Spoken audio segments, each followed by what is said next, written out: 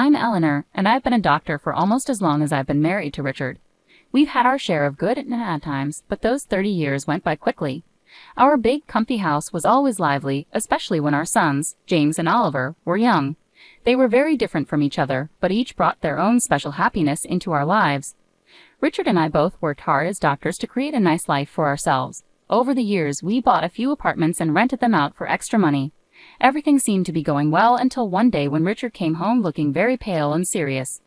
"Eleanor, we need to talk," he said, sounding very worried as he put his medical bag down. "I had some tests done last week and the results. It's cancer."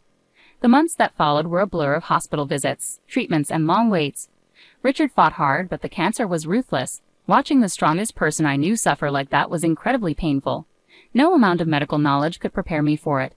One evening, while we were sitting quietly in the living room, Richard took my hand and said, "Eleanor, if things don't go well, make sure everything is taken care of for the boys.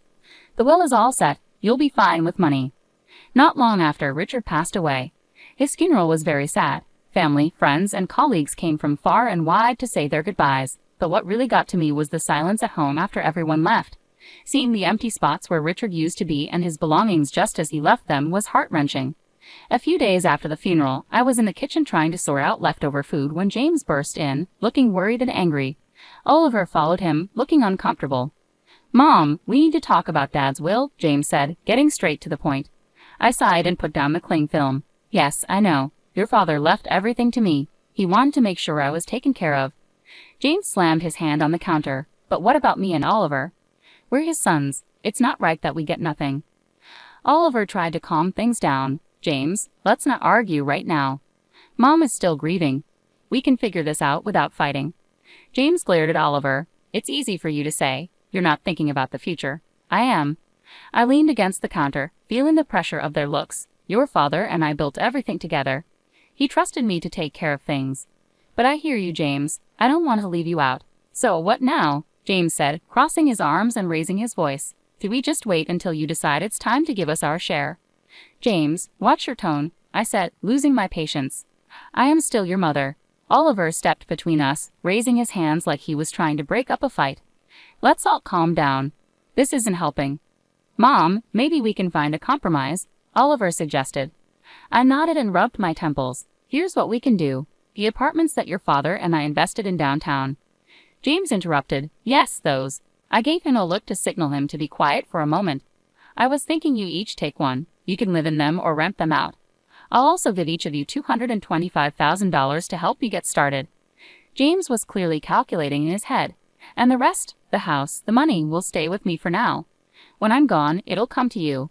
As for your father's wishes," I said firmly, "James, this is fair. I know you want to argue more," but Oliver nudged him. "Let's think about this. Mom isn't leaving us with nothing." James finally nodded, though he looked upset. "Fine, but I want this in writing. No more surprises." "Of course," I agreed. "We'll get everything documented properly." As they left the kitchen, I heard Oliver whispering to James, "Give Mom a break. She's doing her best." James muttered something I couldn't hear and didn't really want to. As I washed the dishes, I wondered if Richard could see us and what he'd think. I hoped I was making the right decisions, but only time would tell. And time, as always, was unpredictable. On a sunny afternoon, which was a rare but pleasant change, James brought Isabella over to meet me for the first time.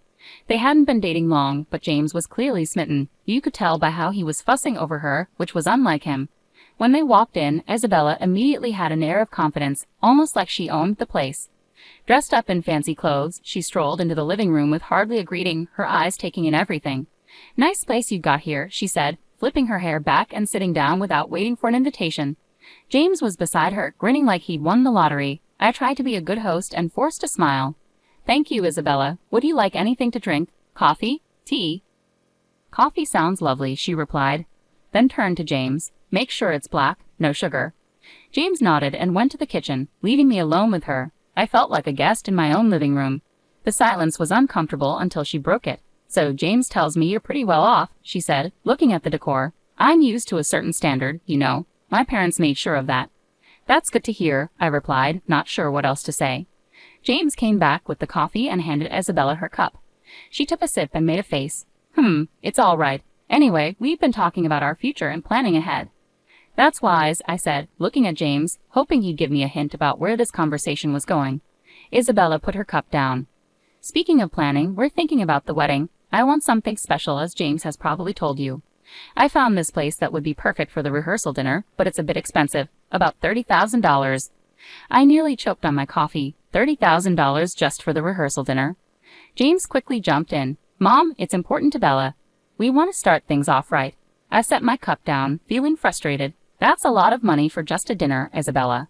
We need to be more reasonable. Isabella's expression turned cold. Reasonable? James says you have the means. I don't see why we should compromise on something this important. James nodded along, but I could tell he was uncomfortable. He knew this request was excessive. I'm all for celebrating, I said, trying to stay calm, but $30,000 for a rehearsal dinner is way too much. I can't justify that. Isabella stood up, her chair scraping loudly. I'm not used to lowering my standards, Eleanor. I made it clear to James that I expect a certain lifestyle. James tried to mediate. Mom, maybe we can find a compromise. There's no compromise on $30,000 for a dinner, James. That's final. I snapped, losing my patience. Isabella grabbed her purse and glared at me. Fine. If that's how it's going to be, then maybe we need to rethink some things. They left shortly after, and I was left feeling shaken by the encounter. The nerve of Isabella to come into my home, drink my coffee, and dictate how I should spend my money. It felt like a slap in the face and a wake-up call I wasn't prepared for. While I was at the grocery store, James and Isabella decided to drop by again. When I got home, Oliver was awkwardly trying to keep them entertained in the living room. The tension was palpable, the kind that makes you want to turn around and leave, but it was my house, so I braced myself and walked in. Isabella, as flashy as ever, handed me a list as soon as I set down my grocery bags. Eleanor, we thought a lot about the wedding gifts, and here's what we've decided. I hope this will make things easier for you. I glanced at the list she gave me. It was surprisingly sensible: kitchen appliances, some nice china, and even a couple of pieces of furniture. This seems quite reasonable, I said, feeling a bit of relief. I think these are wonderful choices. James looked at Isabella with hope in his eyes. Just as I was about to talk about where we could buy the items on the first list, Isabella's expression suddenly changed. She gasped. Oh no, this isn't right. Give that back. She snatched the list from my hands and pulled out another piece of paper from her purse. Here's the real list. The new list was shocking. It included an apartment, a luxury car, an exclusive vacation, and even diamond jewelry. I couldn't believe my eyes. Is this some kind of joke? Isabella remained unfazed. No joke, Eleanor. These are the gifts we expect. Only the best for our wedding. I looked at her, then at James, hoping he would speak up or show that he didn't agree with this craziness. But he just stood there, looking torn but silent. I couldn't hold back. James, why are you letting her do this? You know this is unreasonable. Isabella interrupted, her voice rising. This doesn't concern you, Eleanor. You just need to pay up and stay quiet. That's when Oliver stood up, his face serious. That's enough, Isabella. You're not going to talk to our mom like that. This is her house, and you're way out of line. You need to leave now. The tension in the room was thick as James and Isabella gathered their things. Isabella muttered angrily, "This is ridiculous. We'll remember this." Then they left, slamming the door behind them. I sat down, feeling the weight of everything pressing down on me. Oliver sat beside me and put an arm around my shoulders. We'll figure this out, Mom, but you can't let them bully you into giving more than you can or should. It's not right. He was right, of course, but as I sat there with my son, I worried about James. How had things gotten so out of hand? How could he not see what this was doing to our family? The silence that followed was filled with unspoken worries and fears about the future. I knew this wasn't over. Things were only going to get tougher from here. In the weeks that followed, James called constantly, each call more demanding than the last. His tone was desperate, almost frantic. "Mom, you don't understand. I can't look poor next to Bella's family," he'd argue, his voice breaking with stress. "You have the money. Why can't you just help me out?" I sat at the kitchen table, phone pressed to my ear, feeling a tight knot in my stomach. "James, it's not just about the money. It's about living within your means. Bella's expectations are unrealistic. You can't sustain that without going into serious debt." He'd scoff, frustration clearly boiling over. "What do you know about it? I'm not going to live like a... I need more from the inheritance now." "The offer stands," I said, trying to stay firm. "James, I've agreed to cover half the wedding costs, up to $115,000, and give a $5,000 gift. That's more than generous. Everything has to be agreed upon with me, though. No more surprises." There was a pause, then he laughed sharply. "That's nothing. You're just being stingy. You have $1 million sitting there. Why are you holding out on me?" Because it's not just about the money, I replied, my patience wearing thin. It's about not supporting a fantasy that will ruin you. He yelled so loudly that I had to pull the phone away from my ear. I don't need this. I'll handle it my way. Forget you. And with that, the call ended abruptly. Months went by in silence. I tried to keep busy with daily routines, pushing thoughts of James to the back of my mind, but the calm didn't last long. One afternoon, the phone rang, and it was my sister-in-law, Anita. "Eleanor, I thought you should know," Anita said cautiously. "James is flying all the wedding guests to Hawaii. He sold his apartment to pay for it, and he expects you to make your own way there. He mentioned you weren't interested in helping." I hung up, feeling a mix of anger and sadness. How could he be so reckless? Before I could process it all, Oliver came into the room with a serious look on his face. "Mom, there's something you need to hear." I recorded their conversation when they were here. He handed me an audio recorder. I pressed play, and the voices of James and Isabella filled the kitchen. "James, your mom is just a nasty old woman with a fat wallet. We need to squeeze as much as we can out of her and then cut her off." James's voice came through chillingly clear. "Whatever it takes, Bella. I'm not going to let her control us. If it comes down to it, I'll kick her out in her underwear." I turned off the recorder, my hands shaking. Hearing my own son speak about me like that was unbearable. The room seemed to spin as I tried to grasp the full weight of his betrayal. Deciding to fly to Hawaii wasn't easy, but Oliver and I were determined to face whatever lay ahead. When we landed and approached the venue, I was overwhelmed by its extravagance. Flowers were everywhere, lights twinkled like stars across the evening sky, and music floated in the air. As we entered the gathering, I saw James and Isabella mingling with guests, looking like a picture-perfect couple with their smiles and laughter. It hurt to see my son so lost in this artificial world. Before I could move closer, Isabella spotted us. Her smile vanished, replaced by a scowl. She marched over, her high heels clicking sharply against the stone pathway. "You shouldn't be here," she hissed, stopping just inches from me. Her voice was loud enough to attract attention. "This is my day, and you're not welcome." I was taken aback, but before I could say anything, her parents, who had overheard, approached us. Her father, a tall, stern-looking man, spoke first. "Isabella, that's no way to speak to your guest, especially not to James's mother," her father said sternly, his tone making Isabella's cheeks flush with embarrassment. Her mother, looking equally shocked, turned to me with an apologetic smile. "Eleanor, please come with us. Let's find you a place to sit." They guided us to a table at the edge of the setup, clearly an afterthought, with no proper setting. The ceremony soon began, but the speeches felt hollow given the tension. Then, unexpectedly, I was handed the microphone. I stood up, my legs shaky but my determination strong. "I came here today to wish my son and his new wife a happy future," I started, my voice steady despite my nerves. "But I also believe in honesty and integrity, qualities that have been missing from the events leading up to this day." Isabella's face went from pink to red, her eyes shooting daggers at me. I was asked for money time and again in amounts that no reasonable person would consider justifiable. When I couldn't meet these demands, I was threatened with separation from my family and future grandchildren. My voice cracked a bit, but I continued. Oliver, seeing my distress, stepped closer and placed a supportive hand on my shoulder. I nodded at him and then turned on the audio recording he had made. Isabella's voice filled the air, cold and calculating as she discussed how they planned to extract more money from me. James's voice agreed, saying he was prepared to leave me with nothing for his bride. The crowd's murmurs grew louder, filled with shock and disapproval.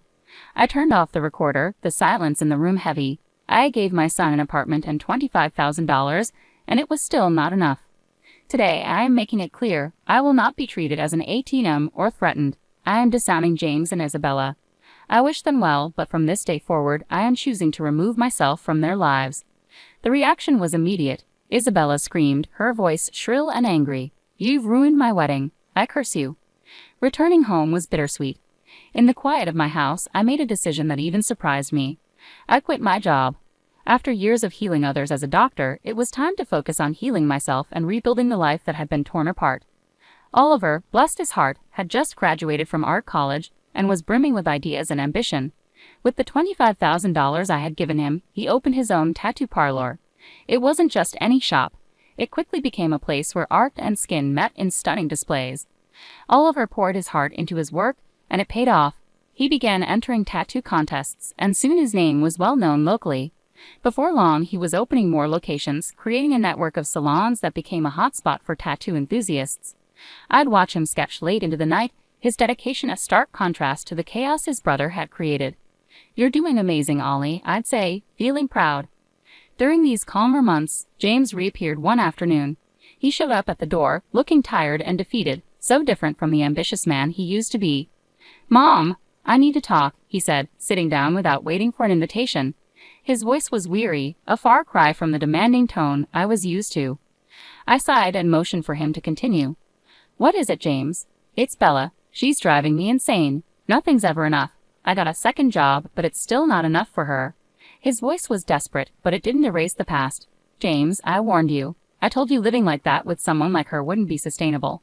He rubbed his face, clearly frustrated. I know you warned me, but I thought—" His voice trailed off, replaced by a deep sense of hopelessness. "Thought what?" "That money would magically appear just because you wanted it to." My tone was sharp, hardened by years of frustration. "Look at your brother. He started with the same amount and built something of his own without stepping on anyone." James bristled. "Yeah, well, not everyone's like Oliver, are they? I have a right to the inheritance too, remember? And when you're gone, it'll come to me." That was the last straw. "Get out, James," I said firmly. "And don't come back, not this time. You chose your path." His jaw tightened, and for a moment I thought he might argue further. But instead he turned and walked out, slamming the door behind him. In the quiet that followed, Oliver came downstairs, having overheard the end of our conversation. "Are you okay, Mom?" he asked softly. I nodded, wrapping my arms around Oliver. "I'm okay now, thanks to you. Let's focus on the good we can create and the life we can build together." He hugged me back, his presence a comforting reminder that not all was lost. In that moment, I felt that despite the hard patches, the journey was still worthwhile. We had each other, and that was enough to keep moving forward. Once the storm with James had passed, our home settled into a peace I hadn't felt in years. During this calm period, Oliver introduced someone special, Sarah. She was everything Isabella wasn't: kind, humble, and genuinely caring. As the weeks turned into months, their relationship deepened, and they soon announced their engagement.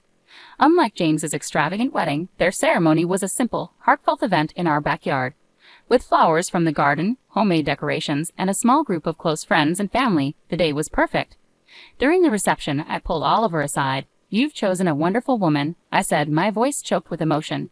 He squeezed my hand and smiled. "I learned from the best," he replied, giving me a knowing look.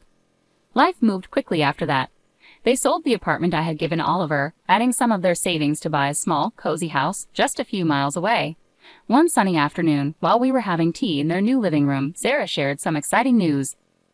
"Eleanor, we're expecting twins," Sarah announced, her eyes sparkling with excitement. I nearly dropped my cup, overwhelmed with joy. "Twins? Oh my goodness, that's wonderful." Oliver beamed, his pride clear. "We wanted you to be the first to know. We're really happy, Mom." "Twins," I repeated, letting the words sink in. "Grandchildren." It was a new chapter I was eager to embrace. As for James, news about him was rare. The last I heard, he had divorced Isabella. She had taken almost everything in the split, leaving him to start over in a different city. Despite the pain he had caused, it hurt to know he was out there struggling because of his choices. One evening, as I was looking through old photo albums, Oliver came and sat beside me. He noticed a picture of James and me from years ago. "Do you ever hear from him?" he asked softly. I shook my head. "No. After everything, he's chosen his path, and I have to respect that, even though it breaks my heart." Oliver put an arm around me. "He's still my brother, Mom. Maybe one day he'll come around." "Maybe," I agreed, though I wasn't entirely sure if I believed it. But for now, we had plenty to look forward to, especially with those twins on the way. Oliver chuckled. "Yeah, you're about to be the busiest grandma in town." We both laughed, the sound filling the room with warmth. Despite the past, the mistakes and hard patches, this moment with Oliver felt like everything was exactly as it should be. Life was moving on, and so were we, with new hopes and dreams just on the horizon.